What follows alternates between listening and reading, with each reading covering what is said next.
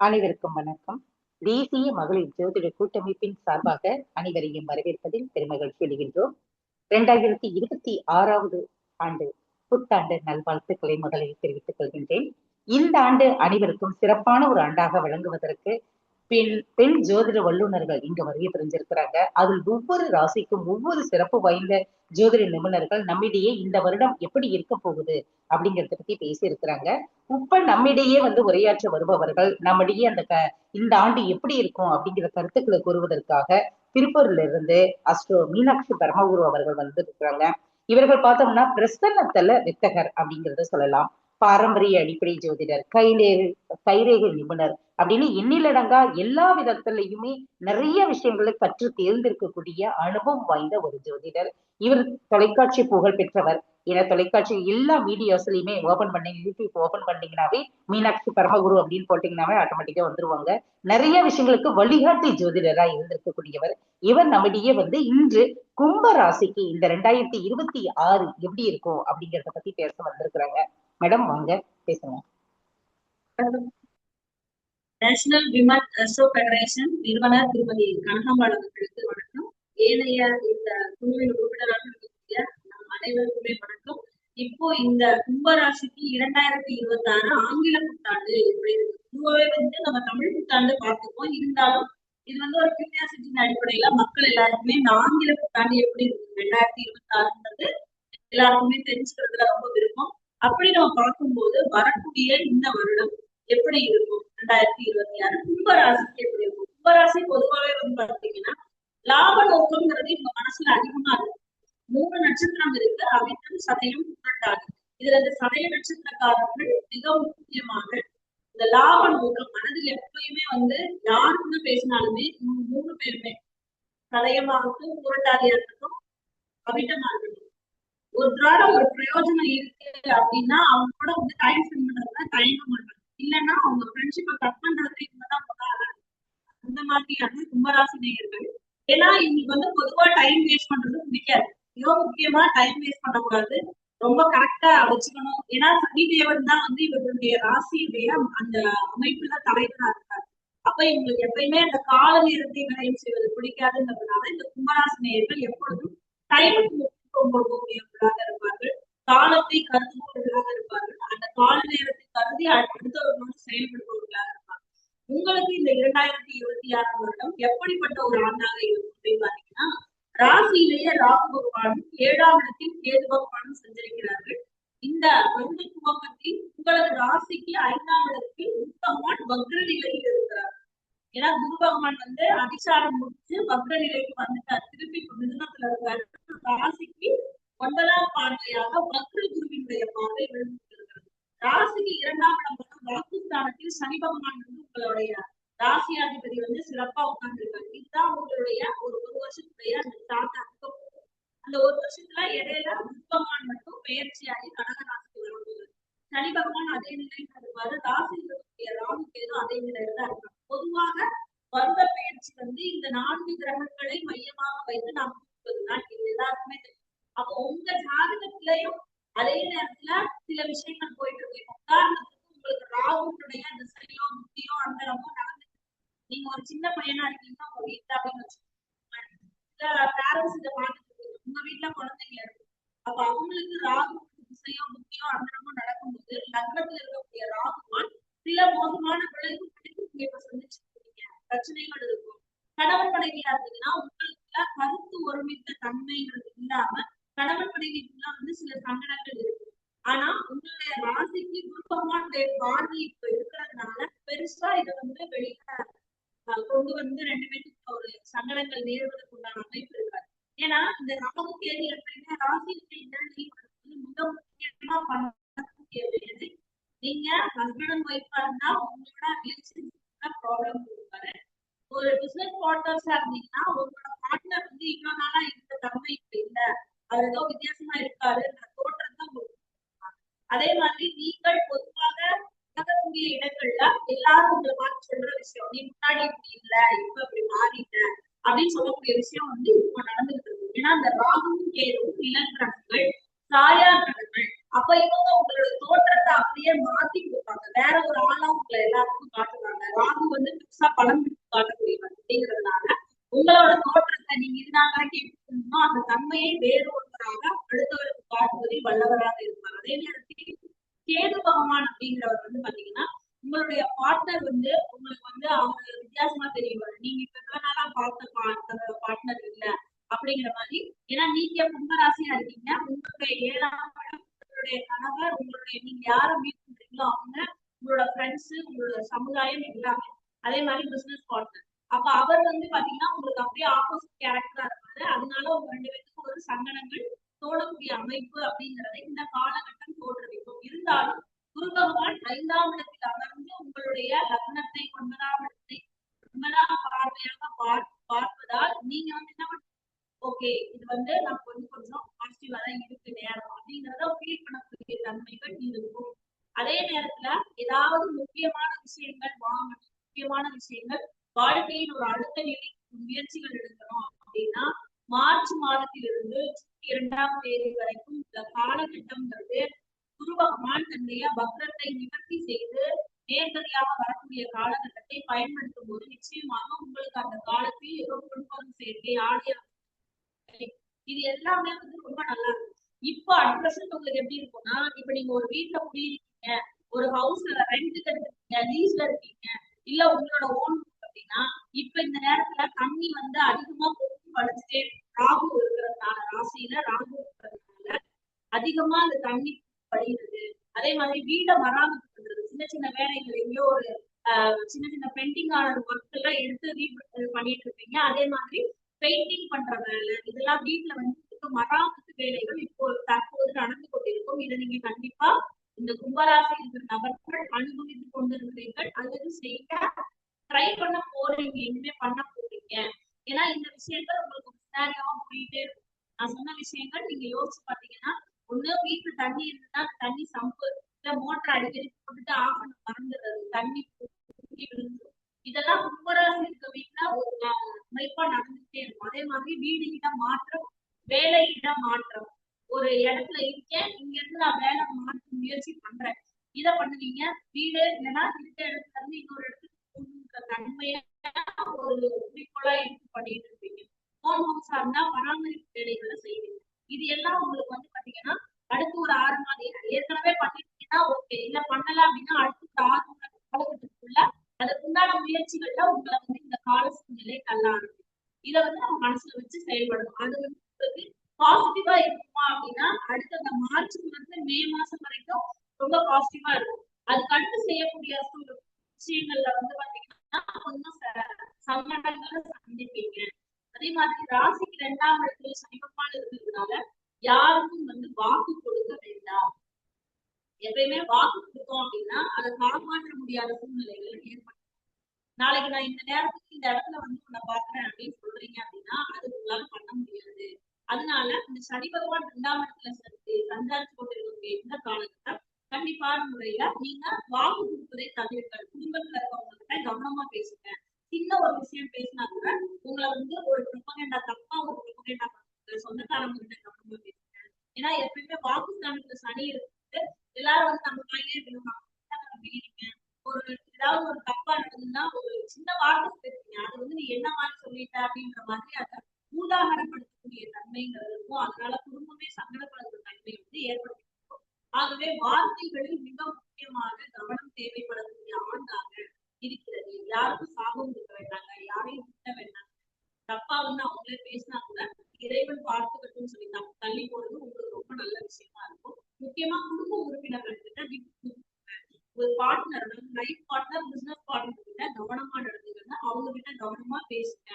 பெரிய பெரிய மாய வலைகள் கிரிப்டோ கரன்சி, அந்த ஷேர் மார்க்கெட் இந்த மாதிரி விஷயங்கள்ல முதலீடு செய்பவர்கள் மிக முக்கியமாக கவனமாக செய்யுங்க. ரொம்ப கவனமா பண்ணக்கூடிய காலகட்டமாக இது இருக்கிறது. அதே மாதிரி காலம் விரயஸ்தானமான 12ஆம் இடத்தில் சனி பகவான் சஞ்சரிச்சுக்கிட்டு இருக்கிறதுனால எல்லோருமே இந்த விரயத்தை ரொம்ப கவனமா பண்ணிக்கிறோம். ஏன்னா அது வந்து விரயஸ்தானத்துல சனி பகவான் போறதுனால நம்ம எதற்கெல்லாம் செலவு பண்றோமோ நம்ம எல்லாரையுமே கட்டுப்படுத்துறதுக்காக இப்ப அவர் இருக்காரு. மிக முக்கியமாக வெளிநாடு வாழ் நம்ம தமிழ் சொந்தங்களா இருக்கட்டும், வெளிநாடு வாழ் இந்தியர்களா ரொம்ப கவனமா இருங்க. அதிகமான ரெஸ்ட்ரிக்ஷன்ஸ் உங்களுக்கு தான் வந்துட்டு இருக்கு. ஏன் அப்படின்னு சொல்றேன்னா, உங்களை வந்து அவங்க வாழ விடாத ஒரு சூழ்நிலையை ஏற்படுத்தக்கூடியதை வந்து கவர்மெண்ட் எல்லாமே பண்ணிட்டு இருக்காங்க. அதுவும் மீன ராசியில எஸ்பெஷலி அது வந்து பாத்தீங்கன்னா நீர் ராசி தன்மை. அது வந்து காலபுருஷனுடைய விரைய ராசி, வெளிநாட்டு ராசி. அப்ப அங்க சனி போயிட்டு இருக்கும்போது ஏற்கனவே அந்த ராகு இருந்தப்ப நிறைய வந்து ரூல்ஸ் வந்துச்சு. இப்ப சனி வரப்ப அந்த ரூல்ஸ் இன்னும் டைட் ஆகும். இப்ப ட்ரம்ப் வந்து நிறைய கொள்கைகளை வந்து போட்டு போட்டு முக்கியமா நம்மள மாதிரி நம்ம இந்தியர்களுக்கு தான் நிறைய விஷயங்கள் பண்ணிட்டு இருக்காரு. அதனால வெளிநாட்டு வாழ்க்கைகள் மிக முக்கியமாக உங்க இஷ்ட தெய்வ குலதெய்வத்தை வந்து அங்க இருந்தபடியே வணங்கி சிறப்பான ஒரு பூஜைகள்லாம் இங்க இருக்கவங்களை வச்சு பண்ண வச்சுக்கோங்க. ரொம்ப கவனமா இருங்க. புதியதாக முதலீடுகள் பண்ண வேண்டாங்க. சனி பகவான் நகர்ற வரைக்கும் ரொம்ப நீங்க வெளிநாட்டுல இருக்கவங்க வந்து கும்பராசியில இருந்தீங்கன்னா உங்களுக்கு வந்து பாத்தீங்கன்னா ரொம்ப கவனமா இருக்க வேண்டிய காலகட்டமாக இருக்கிறது. ஒரு இடம் இருந்து இன்னொரு இடம் மாறீங்கன்னா 3 தடவை இன்சூர் பண்ணி மாறிக்கீங்க. ஏன்னா அந்த சூழ்நிலையை வந்து நீங்க தான் இன்சூர் பண்ணிக்கணும். இது வந்து உங்க ஜாதகமும் அதை சப்போர்ட் பண்ணுதான்னு பாத்தீங்க. ஏன்னா நாங்க சொல்றது கோச்சாரத்தின் அடிப்படையில இது வந்து ஒரு உங்க ஜாதகமும் எப்படி இருக்கோ அதுக்கு தகுந்த மாதிரிதான் இந்த கோச்சாரம் வேலை செய்யும். இப்ப நீங்க இடம் வாங்குவீங்க, வீடு வாங்குவீங்க, மண்மனை எல்லாம் கிடைக்கும் அப்படின்னா நான் சொல்றது ரொம்ப நல்லா இருக்கும். இது உங்க ஜாதகம் ரொம்ப சூப்பரான ஜாதகமா இருந்தா நீங்க வந்து நல்ல பெரிய பிளான் வாங்குவீங்க. உங்க ஜாதகம் சுமாரான ஜாதகமா இருந்தா இப்ப நான் போய் வாங்குறேன் அப்படின்னா என்னோட தகுதி நான் ஒரு 2 லட்சம் ரூபாய்க்கு ஒரு கோல்டு வாங்குறேன் அப்படின்னா உங்க தகுதிக்கு நீங்க வந்து ஒரு 50 லட்சத்துக்கு கூட வாங்கலாம். அது உங்க ஜாதகம் வந்து எப்படி ஒத்துக்கொள்ளோ அது அப்போ உங்களோட ஜாதகத்தினுடைய லிமிட் என்ன அப்படிங்கறத நீங்க தெரிஞ்சுக்குவீங்க இல்லையா? அந்த காலகட்டங்கிறது நீங்களே வந்து கமெண்ட்லயே சொல்லுவீங்க. ஏன்னா இது எல்லாருக்குமே வந்து பாத்தீங்கன்னா அது நான் சொல்ற அந்த முக்கியமா மார்ச்ல இருந்து ஜூன் வரைக்கும் வந்து குரு பகவான் வக்ர நிவர்த்தி ஆகும்போது என்னென்ன பெண்டிங் இருக்கோ எல்லாத்தையும் டிக்கெட் அடிச்சுட்டே போறாங்க. கல்யாணம் ஆகுது, குழந்தை பெறுறது, முக்கியமா ஐடியா. ஏன்னா உங்க ராசியில ராகு ஓகேங்களா, 5ஆம் இடத்துல உட்கார்ந்து ராகு பார்த்துட்டு இருக்காரு. அப்ப இந்த காலகட்டம் அப்படிங்கிறது வந்து பாத்தீங்கன்னா இந்த ஐவிஎஃப் போற கும்பராசி நேயர்களுக்கு ரொம்ப ரொம்ப நல்லா இருக்கும். ஏன்னா இந்த ஐவிஎஃப்க்கு ராகுவும் குருவும் நிறைய மேஜர் ரோல் பிளே பண்றாங்க. அப்ப உங்க சுயஜாதகத்திலையும் 5ஆம் இடத்தினுடைய திசாபுத்திகள் நடந்துச்சு இருக்கு, உங்க பார்ட்னருக்கும் அந்த மாதிரி நடந்துச்சு இருக்கு, உங்க ஜாதகத்திலேயும் குரு ராகு சம்பந்தம் இருக்குன்னா இப்போ இந்த பீரியட் கோல்டன் பீரியடா இருக்கும். அந்த காலகட்டம் ரொம்ப அதுக்கு உண்டான நல்ல முயற்சிகள் எடுங்க. உடம்ப தயார் பண்ணி அதுக்கு உண்டான விஷயங்களை பண்ணிட்டு அப்புறம் உங்களோட இஷ்ட தெய்வ குலதெய்வத்தை வணங்கி நல்ல நாள்ல போயிட்டு அங்க போய் சேருங்க. அங்க போயிட்டு பண்ணக்கூடிய ஒரு விஷயங்கள் உங்களுக்கு சக்சஸ்.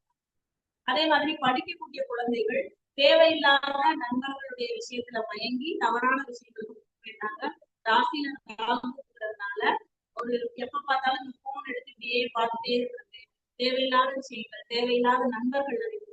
பெண்களா இருந்தா வெளியிடங்கள் கவனமா வரணும். ரொம்ப முக்கியமானவங்க கூப்பிட்டா கூட உங்களுடைய பாதுகாப்பை உறுதி செய்து போவது மிக மிக நல்லது. முக்கியமாக பெண்களுக்கு, வயது பெண்களுக்கு. ராசியில் ராகுடைய காலகட்டத்தில் தேவையில்லாத ஒரு நபர்கள் மூலமாக அறிமுகப்பட்டு உங்களுக்கு வந்து பாத்தீங்கன்னா உங்களுக்கு உள்ள காலகட்டம் அப்படிங்கிறது வந்து பாத்தீங்கன்னா இந்த குரு பகவான் நடந்த உடனே சில விஷயங்கள்ங்கிறது கொஞ்சம் மோசமா நடக்கும். அப்ப நம்ம எல்லாமே அப்படி நடக்கும் அப்படின்னு சொல்ல முடியாது. உங்க ஜாதகமா அதுக்கு சப்போர்ட்டிவா இருக்கான்றத பார்த்துட்டு வெளியில போகும்போது நீங்க வந்து கவனமா போகணும். இரவு நேர பயணங்கள்ல கவனமா இருக்கும். ஏன்னா அந்த சந்திரன் ராகுங்கிற கிரகம் சேர்க்கை அந்த மாதிரியான விஷயங்களும் அதுக்காகதான் நாங்க சொல்றோம் எல்லா நாளுமே ராசியமான கிடையாது. உங்க ராசியில உங்க ஜாதகத்துல எப்படி இருக்கு அதுக்கு கோச்சாரத்துல இந்த விஷயத்த நான் நடத்துறதுக்கு வந்து 1 வருஷம் கூட இப்படியே நடத்திருக்காரு. கோச்சாரத்தில் இந்த கிரக கூட்டுக்கு சந்திரன் எப்போ சப்போர்ட்டிவா வராதோ அப்பதான் இந்த விஷயம். அப்போ இந்த விஷயத்துக்கு அந்த இப்போ வந்து இப்போ செவ்வாய் வந்து உதாரணத்துக்கு நடுவுல இருக்கு அப்படின்னா இந்த செவ்வாய் கும்பத்துக்கு வரும் காலம். அதே நேரத்தில் உங்களோட ஜாதகத்திலையும் வந்து பாத்தீங்கன்னா வேற கிரகங்கள் இங்க என்ன இருக்கும், சந்திரன் போக வேற கிரகங்கள் ஏதாவது இருந்து சப்போர்ட்டிவா இல்லாம இருந்து உங்க கோச்சார சந்திரன் வரும் காலம் தான் இந்த நிகழ்வு. அதனால எல்லா நாளுமே நடக்க முடியுது. அப்போ நீங்க வந்து என்ன பண்ணணும், ஒரு பயணத்துக்கு போறீங்க அப்படின்னு இந்த பயணத்துக்கு வந்து பாத்தீங்கன்னா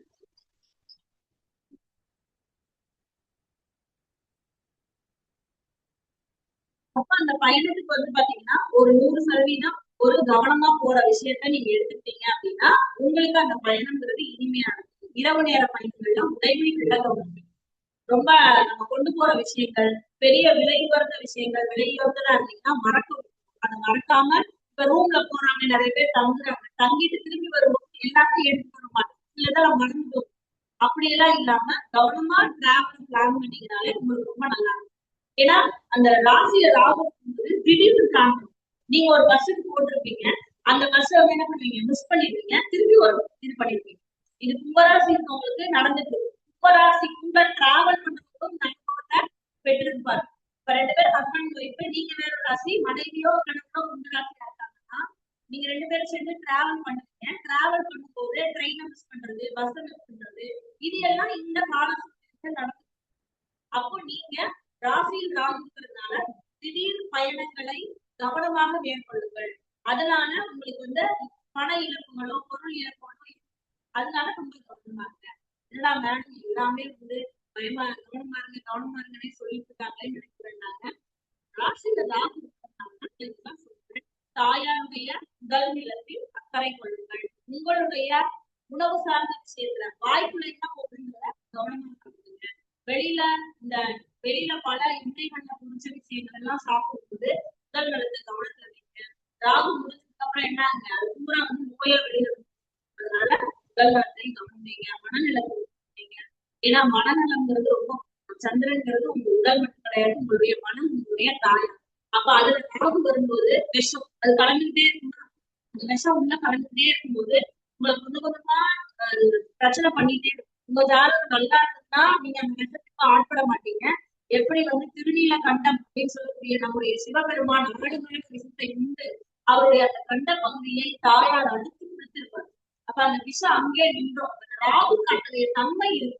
இப்போ உங்க சந்திரன் மேல அந்த ராகு இருக்கிறதுனால கிட்டத்தட்ட நீங்களும் ஒரு விஷத்தை அருந்தக்கூடிய தன்மை, அதாவது நம்ம எப்படின்னா அதை எடுத்து விஷமா சாப்பிடுறவங்க தான் விஷமா மாறிடும், வெளியில போய் சாப்பிடுற தண்ணி விஷமா மாறும். அதனால அதுல கவனமா வச்சுக்கோங்க. அது போக நீங்க உங்களுக்கு வந்து பாத்தீங்கன்னா ஃப்ரம் மார்ச் டு ஜூன் ரொம்ப கோல்டன் பீரியடா இருக்கும். அகைன் இந்த கோல்டன் பீரியட் அப்படிங்கிறது வந்து எப்ப கிடைக்கும்னா நவம்பருக்கு அப்புறம் கிடைக்கும். ஸோ இந்த இன்பிட்வீன் நான் சொல்லக்கூடிய காலகட்டத்துல மிகவும் கவனமாக, முக்கியமா இப்ப இருந்தே நான் சொல்றேன், இப்ப இருந்து மார்ச் வரைக்கும் கவனமா இருங்க. அகைன் மார்ச் டு ஜூன் ரொம்ப நல்லா இருக்கும். ஏன் ஜூன் டு நவம்பர் வரைக்கும் கொஞ்சம் கவனமா இருக்கும். நவம்பர் டு டிசம்பர் ரொம்ப நல்லா இருக்கும். அப்போ இப்ப பண்ணிட்டு இருக்கிற விஷயங்களை அதே மாதிரி கவனமா பண்ணிட்டீங்க அப்படின்னு சொன்னாலே இந்த கும்பராசிக்கு இந்த வருடம் மட்டுமல்ல எல்லா வருடமும் ஹாப்பி நியூ இயர் தான். இப்போ உங்க எல்லாருக்குமே ஆங்கிலத்துக்கான வாழ்த்துக்கள். படிக்கக்கூடிய குழந்தைகள், பெண்கள் எல்லா விஷயத்தையும் வெளியில போறதுல இருந்து கவனமா ஃப்ரெண்ட்ஸோட பேசுறதுல இருந்து எல்லா விஷயத்தையும் பண்ணாங்க, ரொம்ப நல்லது தான். அடுத்து வந்து பாத்தீங்கன்னா வேலைக்கு போறவங்க, பிசினஸ் பார்ட்னர்ஸ், பார்ட்னர் இருக்கிறவங்க, அவங்க எல்லாம் வந்து பாத்தீங்கன்னா பேசுற போது கவனமா பேசுவீங்க. நல்லா இருக்கும், டைம் நல்லா இருக்கும்னு சொல்லி நிறைய வாக்குறுதிகள் கொடுத்துட வேண்டாங்க. வீட்டுல இருக்கக்கூடிய உணவு, அதாவது உணவு சமைக்கக்கூடிய பெண்கள், அதாவது வீட்டுல இருந்து எல்லாருக்கும் சமைச்சு கொடுக்குறீங்க அப்படின்னா நீங்க டபுள் ரேட் அந்த சாப்பாடு செய்யற விஷயத்துல ரொம்ப நல்லது உங்களுக்கு. அதே மாதிரி வயசானவங்க இருந்தீங்கன்னா சாப்பிடுற உணவு முறைகள்ல ஏதாவது தப்பா இருந்ததுன்னா அதை மாத்திக்கங்க, பேட்டர்னை மாத்திக்கங்க. அது வந்து இப்ப ரொம்ப நல்லது. அதுவும் நோயாளிகளா இருக்கீங்க, இந்த சக்கரை இந்த மாதிரி எல்லாம் இருக்குன்னா இந்த காலகட்டத்தை உங்களோட ஃபுட் பேட்டர்ன் மாத்திரத்துக்கு யூஸ் பண்ணிக்கோங்க. தைராய்டு, சக்கரை இந்த மாதிரி ஒரு தவறான ஒரு பிரச்சனைகள் தான் உடம்புல இருக்குன்னா ஃபுட் பேட்டர்னை மாத்துறதுக்கு இப்ப யூஸ் பண்ணீங்கன்னா இந்த காலகட்டம் உங்களோட நோயில இருந்து நீங்க வெளிவரதுக்கான விஷயங்களை வந்து பண்ணிடுவோம். ஏன் தெரியுங்களா, எப்பவுமே ராகு வந்து என்ன பண்ணுவாரு அப்படின்னா, நீங்க ஒரு விஷயத்த அந்த டைம்ல பண்ணீங்கன்னா அது வந்து உங்களுக்கு மாத்தி கொடுக்கக்கூடிய வேலையை பண்ணுவாரு. அப்ப நீங்க இப்ப ஃபுட் பேட்டர்னை இப்ப மாத்தினீங்கன்னா அவர் கண்டிப்பா உங்களோட உடம்புல இருக்கக்கூடிய நோயை மாற்றக்கூடிய மற்ற விஷயத்த பண்ணாரு. அதனால இந்த காலகட்டத்தை அதற்கு பயன்படுத்தி கொள்ளுங்கள். அதே போல ஒரு படிக்கிற குழந்தைங்களா இருந்தீங்கன்னா ஒரு ஒரு தடவைக்கு 2 தடவை ஒரு விஷயத்த படிக்க, அப்பதான் உங்களுக்கு நல்லா கிடைக்கும், நல்ல விஷயங்கள் நடக்கும் லைஃப்ல. முக்கியமா வந்து நீட்டுக்கு தேர்வு எழுதக்கூடிய குழந்தைங்க ஒரு இப்ப இருந்தே வந்து ரொம்ப கவனமா படிங்க. அது வந்து நான் இரு தரம் கூட்டி கேட்டுக்கொள்கிறேன். ஏன்னா பேரண்ட்ஸ் எல்லாரும் கஷ்டப்பட்டு பணம் கட்டுறாங்க. அதை வந்து நீங்க மற்ற போட்டி தேர்வு எழுதுறவங்களா இருந்தாலும் சரி, மற்ற எல்லாருமே ரொம்ப கவனமா இந்த காலகட்டத்தை பயன்படுத்தினா நிச்சயமா 100% வெற்றி அளிக்கக்கூடிய இதை வந்து ராகு பெருமான் பண்ணுவார். சரி, இப்போ எல்லாருக்குமே நம்ம சொல்லிட்டோம். முக்கியமா அரசியல்வாதிகள் அவங்க எல்லாம் வந்து பாத்தீங்கன்னா அடுத்து வரக்கூடிய காலகட்டம் உங்களுக்கு அந்த எலெக்ஷன் டைமா இருக்குது, நான் சொல்ற அந்த பீரியட் வந்து எலெக்ஷன் டைமா இருக்குன்னா நிச்சயமா உங்களுக்கு வெற்றி வாய்ப்புகள்ங்கிறது நல்லாவே இருக்கு.